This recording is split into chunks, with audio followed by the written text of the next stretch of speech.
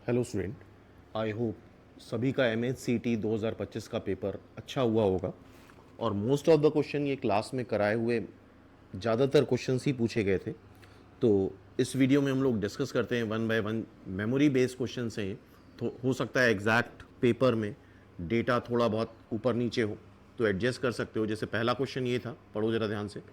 To circle touches each other externally.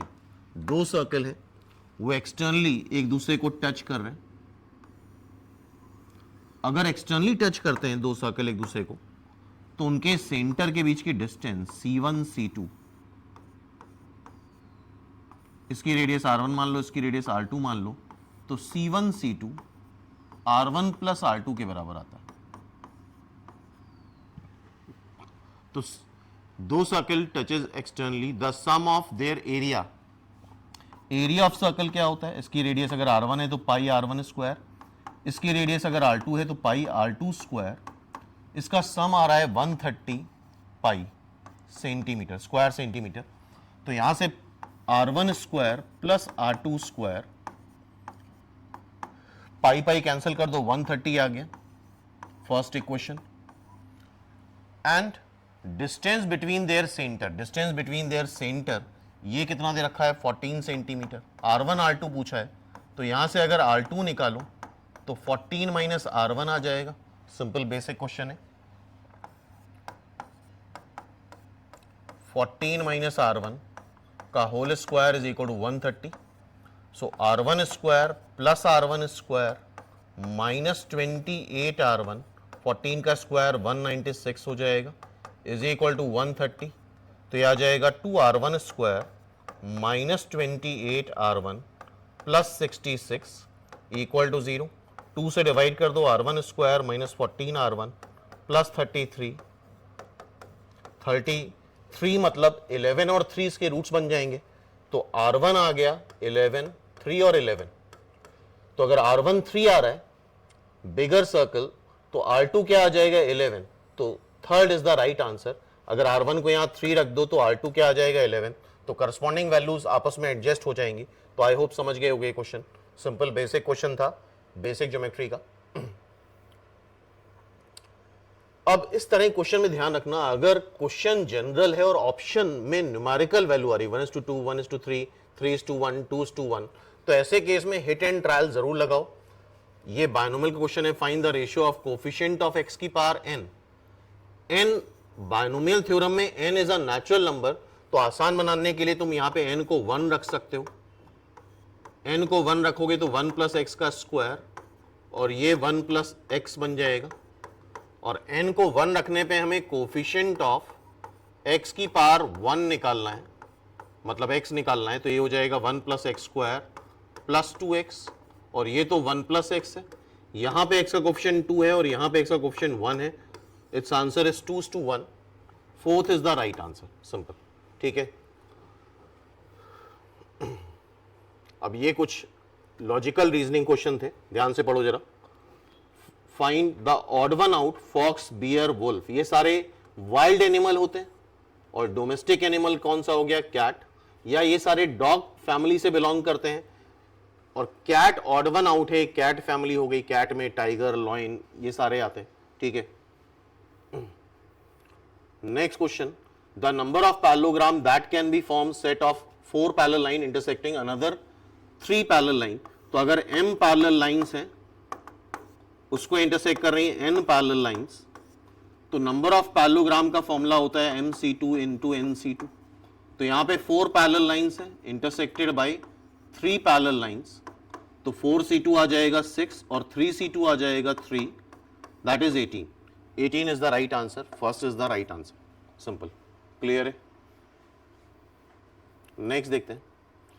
अब यहां पे देखना है, ऑरेंज फ्रूट है, तो कैरेट क्या है? काफी लोग वेजिटेबल लगा के आते हैं, लेकिन इसको तुम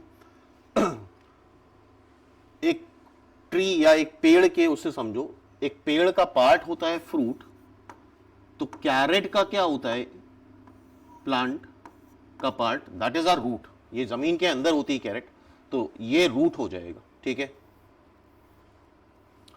नेक्स्ट ये क्वेश्चन ट्रिग्नोमेट्रिक रेशियो का है। The circular wire of radius 7.5 centimetre circular wire है जिसकी रेडियस मान लो r है, इसको कट कर लिया गया और एक लंबा वायर बनाया गया, तो ये जो सरकमफ्रेंस होगी वही इसकी लेंथ हो जाएगी 2 पाई r, r की वैल्यू बाद में रख लेंगे, and cut and bent so as to lie along the circumference of hoop, मतलब एक बहुत बड़ा सर्कुलर वायर है, उस पे हमने इसको बेंड कर दिया, लगा दिया यहां पे इस वायर को, 2 पाई r जो लेंथ है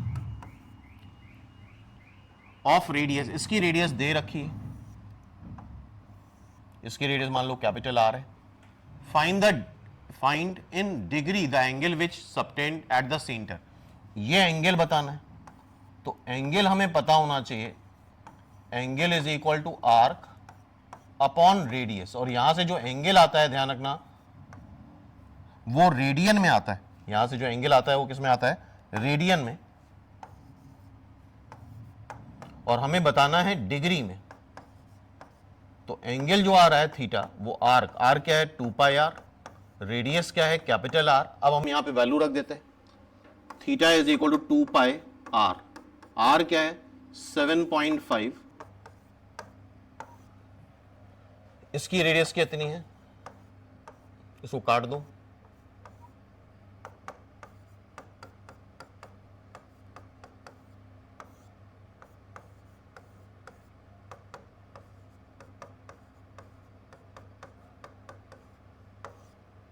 पाई को 22/7 रख दो, 1200, ठीक है, इसको हम कैलकुलेट कर लेते हैं, ये आ जाएगा, पूरा कैलकुलेट करते हैं इसको, 2 से कैंसिल हो जाएगा 600, इसको कैंसिल करो 2 से 300, 75 इंटू 11 डिवाइड बाई 7 इंटू 300, वैसे हम ये भी कर सकते थे थोड़ा कैलकुलेशन और रिड्यूस करने के लिए, चूंकि ये रेडियन में आ रहा है, हमें पता है पाई रेडियन होता है 180 डिग्री, पाई पाई की जरूरत ही नहीं पड़ेगी, तो 1 रेडियन हो जाएगा 180 बाई पाई डिग्री, तो थीटा रेडियन हो जाएगा 180 बाई पाई इंटू थीटा, ये डिग्री में आ जाएगा, तो इसको अगर हम 180 बाई पाई से मल्टीप्लाई कर दें तो ये रिलेटिवली और आसान हो जाएगा,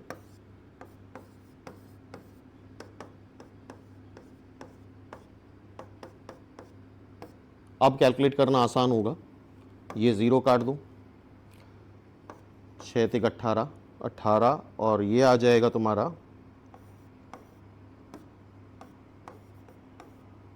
30, 10, ये 7.5, कैलकुलेशन एक बार चेक कर लेना, ये 7.5 आ रहा है, ठीक है, तो आई होप समझ रहे होगे, इसमें से कोई आंसर आ जाएगा, एक बार चेक कर लेना कैलकुलेशंस प्रॉपर्ली। तो बेसिक फंडा क्या लगा है, angle is equal to arc upon radius, arc क्या है 2 पाई r और रेडियस क्या है कैपिटल R, तो आई होप एंगल निकाल सकते हो यहां से तुम लोग। नेक्स्ट देखते हैं, ये इनवर्स ट्रिग्नोमेट्रिक फंक्शन का क्वेश्चन है, यहां पे एक फॉर्मूला हमें पता होना चाहिए, tan inverse x plus tan inverse y is equal to tan inverse x plus y upon 1 minus x y, या tan inverse x minus tan inverse y, tan inverse x minus y upon 1 plus x y, तो ये ITF के फॉर्मूले हैं, इसको अगर देखो ध्यान से तो ये होगा tan इनवर्स, इसको x ले लो minus Y 1 plus X into Y, जो कि कन्वर्ट हो जाएगा tan inverse 1 minus tan inverse x में,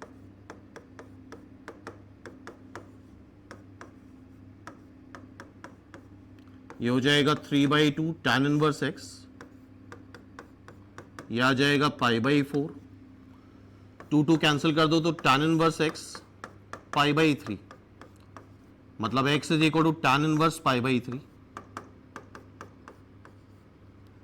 π/6 होगा, ये 2 बचेगा तो that is π/6, so it is π/6, और tan π/6 होता क्या है 1/√3, tan π/6 is 1/√3, second is the right answer, ठीक है। आई होप ये क्वेश्चन क्लियर हो गया होगा सबको। चेक करते जाओ फटाफट। नेक्स्ट देखते हैं, बड़ा simple, 1 square, 2 square, 3 square, 4 square, 5 square, 6 square. इससे आसान क्वेश्चंस क्या आ सकते थे एग्जाम में, और सभी ने कर लिया होगा। अब ये क्वेश्चन था टाइम एंड डिस्टेंस का। Two train are on the same track, they are coming towards each other. Suppose कर लो दो ट्रेन है, एक ये ट्रेन है और एक ये ट्रेन है, और एक दूसरे की तरफ अप्रोच कर रही हैं, ठीक है। The speed of first train, जब भी न्यूमेरिकल वैल्यूज वाले क्वेश्चन हो तो सबसे लास्ट में न्यूमेरिकल वैल्यू रखी जाती है। मान लेते हैं फर्स्ट ट्रेन है, इसकी स्पीड u है, ये सेकेंड ट्रेन है, इसकी स्पीड v है, ठीक है। u और v की वैल्यू पता ही है, ये u है, this is u, this is v। A bee starts flying between the train when the distance between two train, दो ट्रेन के बीच की जो डिस्टेंस है वो d मान लेते हैं, विच इज 100 किलोमीटर, और यूनिट का ध्यान रखना सब कुछ किलोमीटर पर आवर में। The bee first fly from first train to second train, मतलब एक बी है जो फ्लाई करके फर्स्ट ट्रेन तक, फर्स्ट से सेकेंड पे जाती है, फिर सेकेंड से फर्स्ट जाती है, एंड सो ऑन। ये फ्लाई करती रहती है और ट्रेन के बीच की डिस्टेंस कम होती जाएगी, ठीक है। Once it reach the second train, it immediately flies back to the first train and so on until the train collides. Calculate the total distance traveled by the B, speed of B, speed of B को हम मान लेते हैं capital V, ठीक है। तो basically इसके बीच की डिस्टेंस D थी।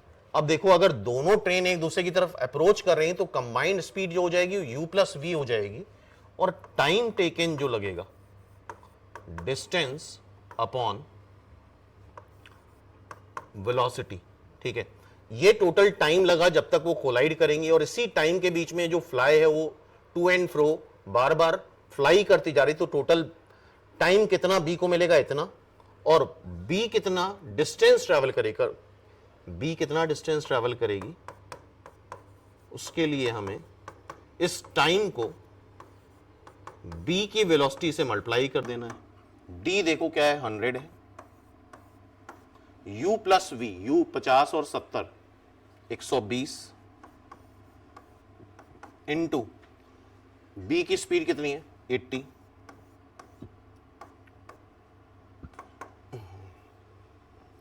800 डिवाइड बाई 12, 400 डिवाइड बाई 6, 2 से काट दोगे 3 divide by 200, so 200 by 3 kilometre distance travel करेगी बी।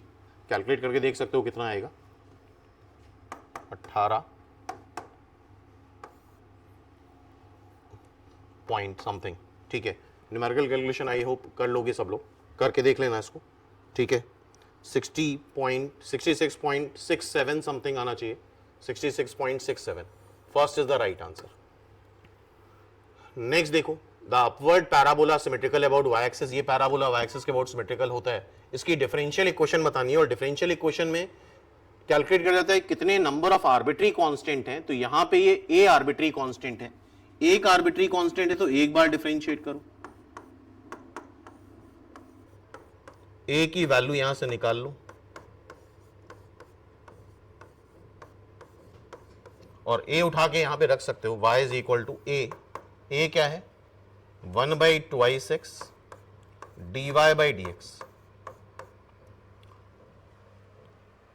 ये a हो गया और ये x स्क्वायर हो गया, यहां पे a की वैल्यू रखनी, ठीक है। तो ये क्या बन रहा है, 2y/x is equal to dy/dx, first is the right answer.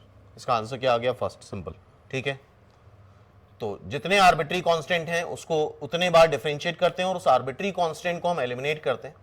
Next देखो, two faces of cube, cube का वॉल्यूम, अच्छा क्यूब की सारी साइड्स बराबर होती हैं, क्यूब का वॉल्यूम x क्यूब मान लो 64, तो आई थिंक यहां से x आ जाएगा a 4, x विल बी 4 का क्यूब 64। दो क्यूब हैं जो कंबाइन करके, दो क्यूब हैं 4 सेंटीमीटर वाले, कंबाइंड कर दिया और उसका सरफेस एरिया निकालना है। अच्छा, क्यूबॉइड का सरफेस एरिया होता है 2LB BH HL,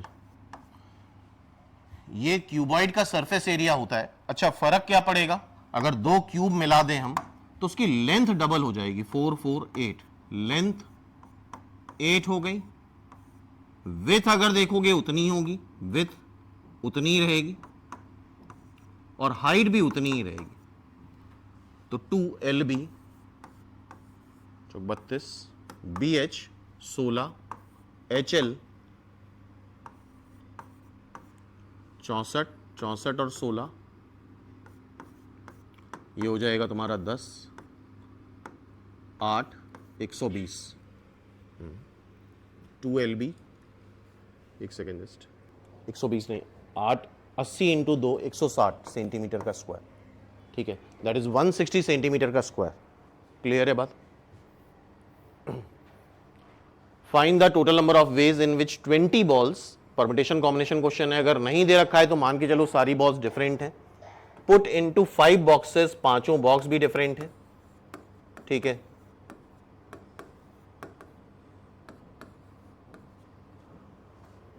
so that first box contain 1 ball. इसका मतलब फर्स्ट बॉक्स पर्टिकुलर बॉक्स है, इसमें एक बॉल जाए तो 20 में से एक बॉल सेलेक्ट कर लो और फर्स्ट बॉल बॉक्स में ही डालना है, तो एक तरीका। अब बची कितनी बॉल्स, 19 बॉल्स बची और बॉक्स कितने बचे, 4 बॉक्सेस बचे। पहली बॉल उठाओ उसके पास 4 चॉइस, दूसरी बॉल उठाओ उसके पास 4, तीसरी उठाओ उसके पास 4, चौथी उठाओ उसके पास 4, सबके पास 4 4 चॉइस हैं, तो 4 की पावर 19। तो देखो जरा, 20 इंटू 4 की पावर 19, 20 इंटू 4 की पावर 19, नन ऑफ दीज हो जाएगा, ठीक है, this is the answer, 20 into 4 की power 19 is the answer. Okay, और बहुत ज़्यादा ये कर सकते, 2 की पावर 38 कर देते ये, और ये मेमोरी बेस्ड क्वेश्चन है तो हो सकता है ऑप्शन वगैरह कुछ ऊपर नीचे हो। कंसेप्ट समझ में आ रहा होगा और इसी कंसेप्ट से तुम आंसर निकाल सकते हो। ये भी देखो, बिल्कुल बच्चों वाला क्वेश्चन, 3 का स्क्वायर, 3 का क्यूब, 3 की पावर 4, 3 की पावर 5, 2 4 3, सिंपल, ठीक है। Next, find the odd one out, rose, tulip, lily, carrot. Carrot is the odd one out, ये एक तरह का वेजिटेबल है, बाकी क्या है, फ्लावर्स है। अगेन ये इनवर्स ट्रिग्नोमेट्रिक फंक्शन का क्वेश्चन आ गया।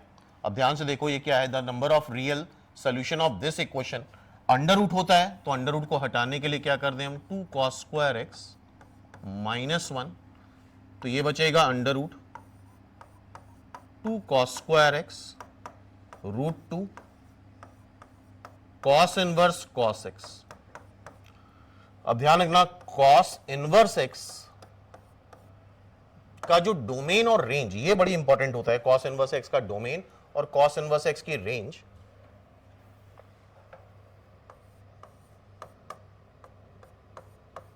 cos इनवर्स एक्स का डोमेन होता है x लाइज बिटवीन 1 से -1 और रेंज होती है 0 से पाई।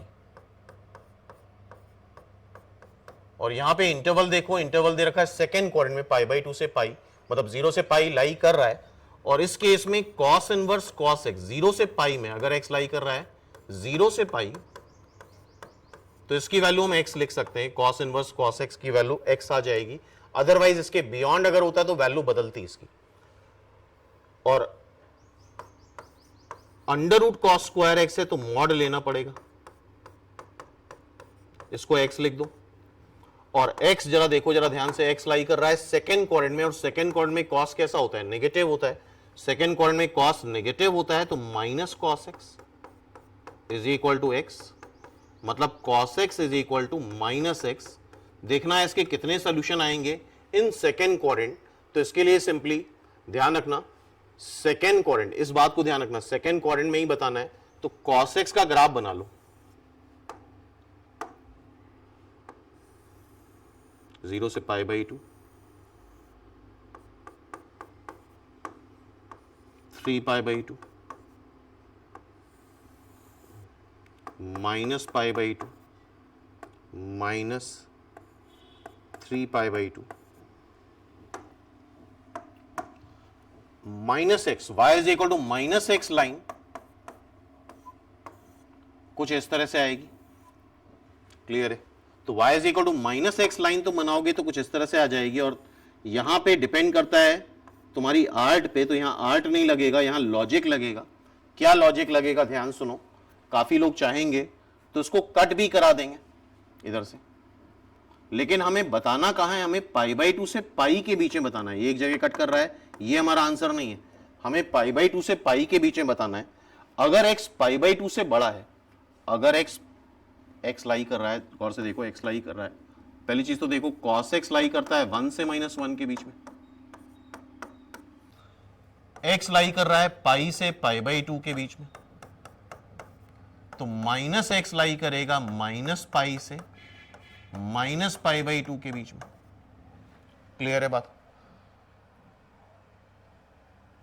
x की वैल्यू, x की मैक्सिमम वैल्यू क्या आ रही, minus pi by 2, minus pi by 2 होगा माइनस 1.5 समथिंग, जबकि cos x लाई करता है 1 से -1 के बीच में, तो कभी दोनों वैल्यू ले ही नहीं पाएंगे, तो यहां ये कट करेगा ही नहीं, और कट नहीं करेगा तो इसके नंबर ऑफ सोल्यूशन 0 आएंगे। First is the right answer. Clear है बात। नेक्स्ट देखो, a man walks 2 kilometre north, then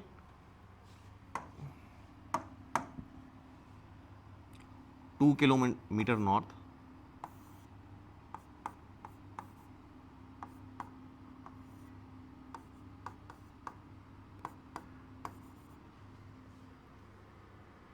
ठीक है, 2 किलोमीटर नॉर्थ पे जा रहा है, सॉरी नॉर्थ है, ऊपर जा रहा है मींस, ये भी टाइम एंड डिस्टेंस रीजनिंग का क्वेश्चन है।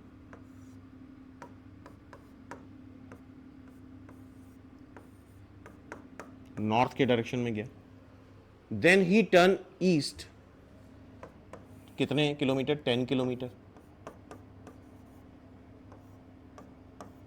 Then he turns north, north में फिर 3 किलोमीटर चला गया,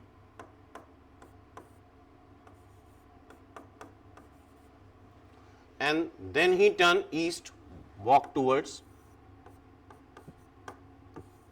2 किलोमीटर, ठीक है। How much the shortest distance between he walks, मतलब ये डिस्टेंस बतानी है। तो देखो ऐसे क्वेश्चन कैसे करे जाते हैं, यही बताना है। तो ओवरऑल तुम देख लो कि नॉर्थ कितना गया, नॉर्थ गया 2 और 3, ओवरऑल नॉर्थ कितना गया 5 किलोमीटर, और ओवरऑल ईस्ट कितना गया 10 और 2 12 किलोमीटर। ये डिस्टेंस सीधे से सीधे निकाल लो, पाइथागोरस थ्योरम लग जाएगी, 5 स्क्वायर प्लस 12 स्क्वायर, मेरे ख्याल से 13 आ जाएगा, 169 का under root 13। Second is the right answer. Clear है। तो ये 16 क्वेश्चन हो गया। नेक्स्ट देखते हैं। अगेन ये डिफरेंशियल इक्वेशन क्वेश्चन है, और ये पार्ट लास्ट में कराया भी था क्लास में हमने, linear differential equation. This is a linear differential equation, dy by d x plus p x into y is equal to q x. अब अगर ऑब्जर्व करो तो पी एक्स भी 1 है और क्यू एक्स भी 1 है।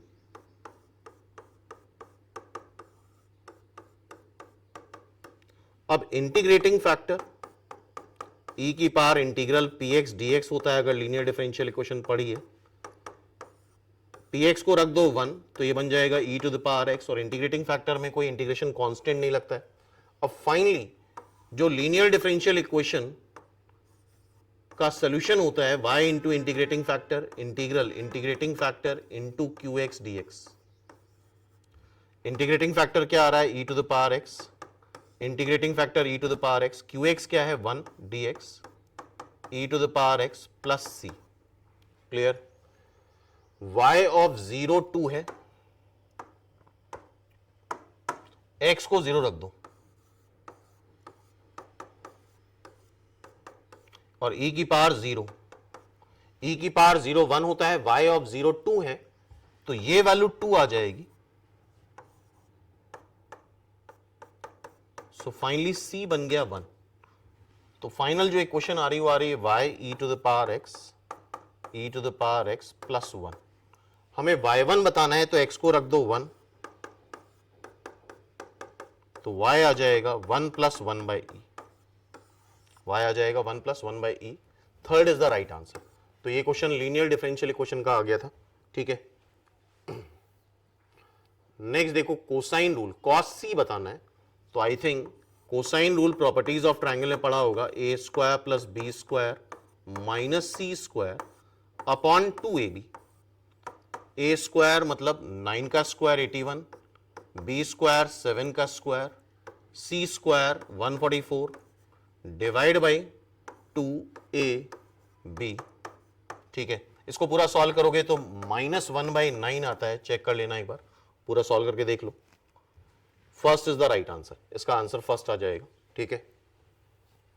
नेक्स्ट देखते हैं, ये एक पैराबोला है, इस पे कौन सा पॉइंट लाई कर रहा है, क्लियरली दिख रहा है, फर्स्ट पॉइंट लाई कर रहा है 4,4 और 4, x को 4 रख दो तो y क्या आ रहा है +-4, तो first is the right answer. तो इससे आसान क्वेश्चन क्या हो सकता था। नेक्स्ट देखो, if a pendulum swing through an angle 30 degree and described an arc, एक पेंडुलम है जो 30 डिग्री एंगल पे घूम रहा है और एक आर्क डिस्क्राइब कर रहा है,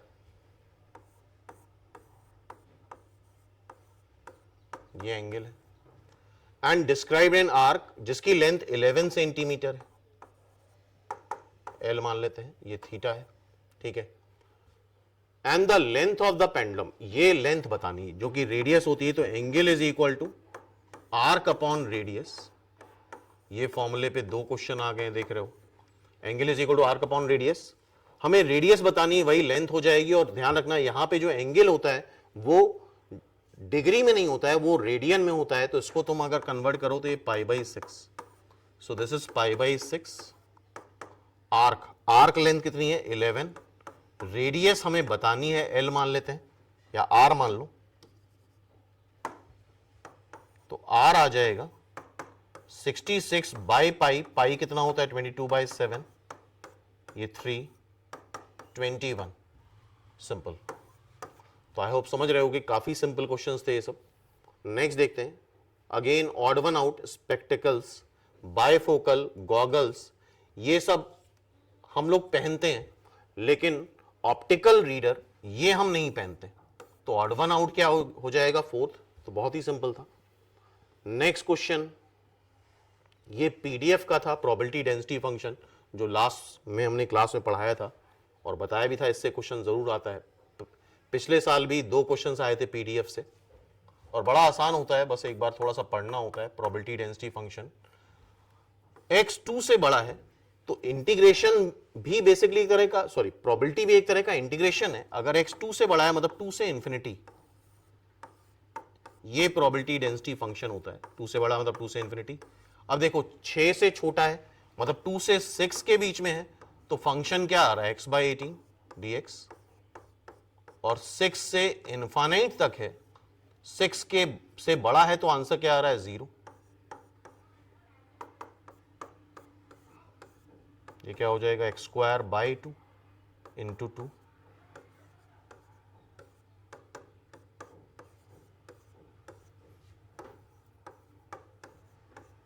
आई थिंक 32/36, 4 से कैंसिल हो जाएगा, 32, 8/9 इज द आंसर, ठीक है। सो 8/9 is the answer, first is the right answer. तो ये कुछ क्वेश्चंस थे, अभी आगे और भी क्वेश्चंस हैं जो नेक्स्ट वीडियो में हम लोग कवर करेंगे, ठीक है। कल तक हो सकता है कंप्लीट पेपर ही आ जाए, तो फिर उसको भी हम लोग डिस्कस करेंगे। तो ठीक है, फिर मिलते हैं नेक्स्ट वीडियो में।